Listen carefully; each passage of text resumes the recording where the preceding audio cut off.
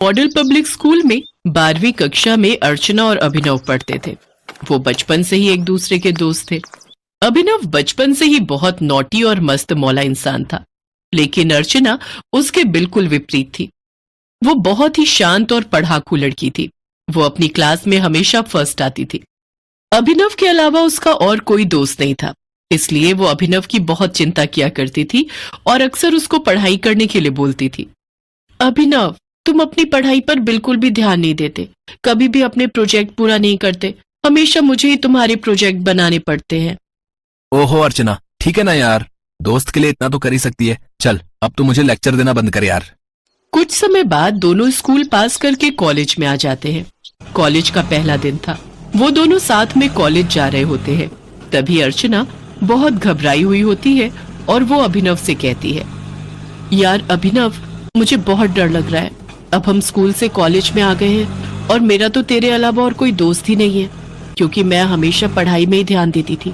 School में सभी student मुझे चश्मिश कहकर बुलाते थे, लेकिन तू मेरा अच्छा दोस्त है और मुझे प्यार भी करता है। लेकिन क्या कॉलेज में भी ऐसा ही होगा? सब मुझे चश्मिश ही बोलेंगे और मुझसे कोई दोस्ती नहीं करेगा।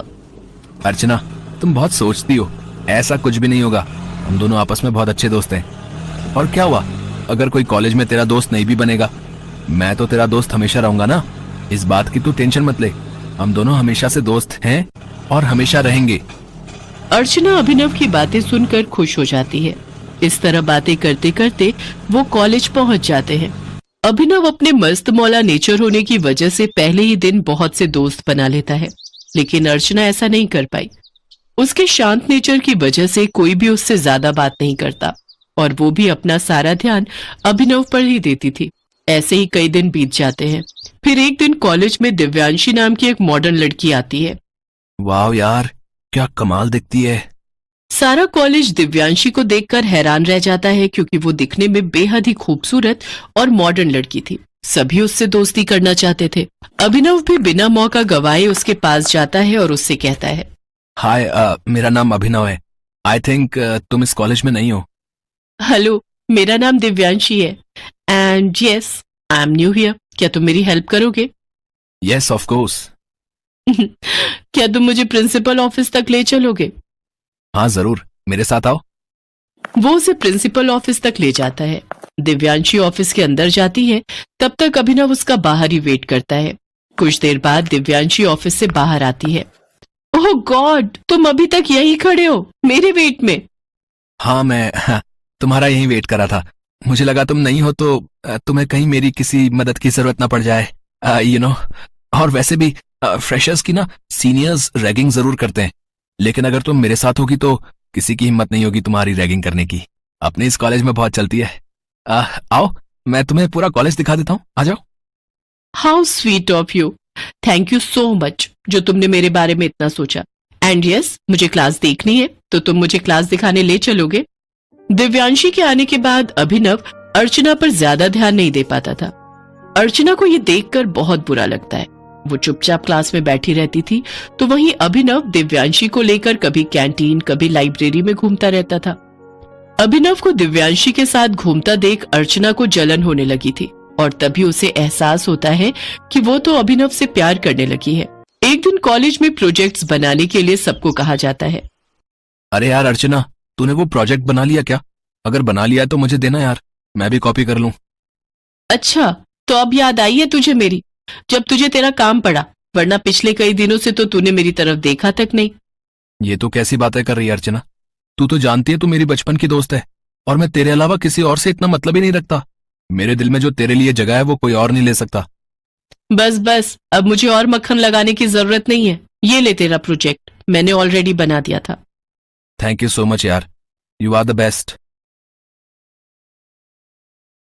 अर्चना अभिनव की बातें सुनकर बहुत खुश हो जाती है और दोनों एक दूसरे को गले लगा लेते हैं।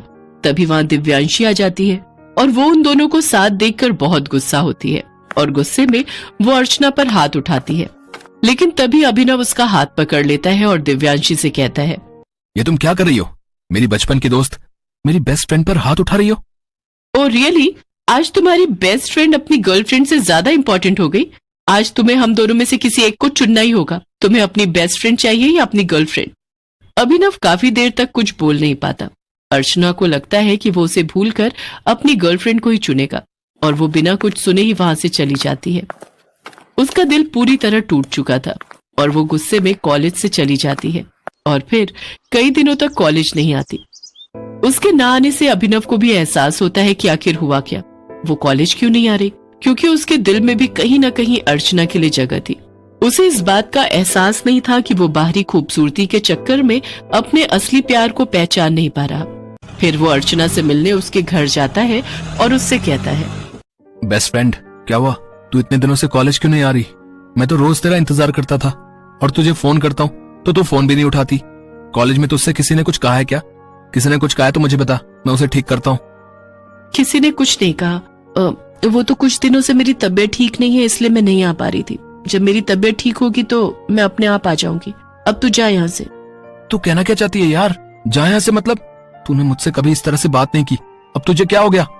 मुझे कुछ नहीं हुआ, मैंने कहा ना तुझे, जा तू अपनी दिव्यांशी के पास, उसे ही तेरी ज्यादा जरूरत है। अर्चना ऐसा कहकर बहुत तेज तेज से रोने लगती है। अर्चना मैं तुमसे कुछ कहना चाहता हूँ। मुझे तुमसे बहुत जरूरी बात करनी है। लेकिन मैं कुछ नहीं सुनना चाहती। मैंने तुम्हें कहा ना तुम जाओ यहाँ से। जब मेरी तबीयत ठीक होगी मैं कॉलेज आ जाऊंगी। मैं तुझसे कहना चाहता हूँ यार कि मैं तुझे बहुत पसंद करता हूँ यार।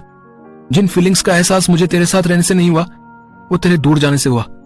मैं तो तुझे पहले से ही प्यार करता था, लेकिन बस मुझे महसूस होने में वक्त लग गया। उस दिन जब दिव्यांशी ने तुझ पर हाथ उठाया और मुझसे पूछा कि कौन इंपॉर्टेंट है मेरे लिए, तब तो बिना कुछ कहे और सुने वहां से चली गई। लेकिन उस दिन मुझे एहसास हो गया कि तू कितनी खास है मेरे लिए। मैं भी तुझे कब से प्यार करती हूँ, लेकिन मुझे भी इस बात का एहसास तब हुआ जब तू दिव्यांशी के करीब चला गया और मैं तुम दोनों को साथ देख ही नहीं पाई। लेकिन मुझे लगा कि तुम दोनों एक दूसरे को प्यार करते हो, इसीलिए खुद को तुमसे दूर कर लिया।